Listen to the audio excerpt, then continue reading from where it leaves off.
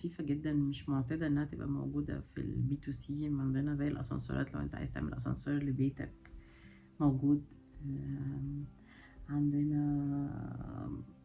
احنا بنعمل دلوقتي، بنتعاقد مع قطع غيار العربيات اللي هم بيستوردوا القطع الغيار اللي هي المستعمل.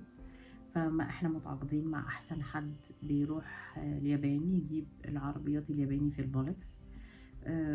ودلوقتي بنشوف معاهم ان هم اللي يبقوا مسؤولين عن التركيب، بحيث ان انت تبقى قاعد في مكتبك، اخدوا العربية، حطوا لك لو هيغيروا لك موتور او اي حاجة، هم مسؤولين عن التركيب بتاعها، يعني بتوع قطع الغيار نفسهم، لان انا بثق فيهم جدا. فما بتقعش بقى في مشكلة يعني الصيانة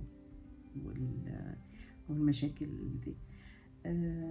عندنا شوية حاجات كتير مميزة في في المنصة مورجانا دوت كوم للتصدير. عندنا المزادات، بنعمل مزادات. يعني لو في حد عنده بضاعة مثلا قربت يبقى قرب الاكسباير بتاعها او حاجة، بنبقى حاطين ان هو عشان قرب الاكسباير. في بعض السوبر ماركتس في يوروب وكده هي مفتوحة عشان معروف ان هي قرب، يعني قرب لما يبقى مثلا فاضل شهرين او 3، فبنعمل مزاد على البضاعة دي بدل ما تبقى توتال لوس. عندنا الفيرتشوال اكزيبيشن اللي هم المعارض الفيرتشوال. احنا بنعملها دلوقتي، بنعمل البلاتفورم بتاعتها، بحيث انه بعد كده هتحضر المعارض من وانت قاعد في مكتب، تتمشى وتتفرج على المعرض و...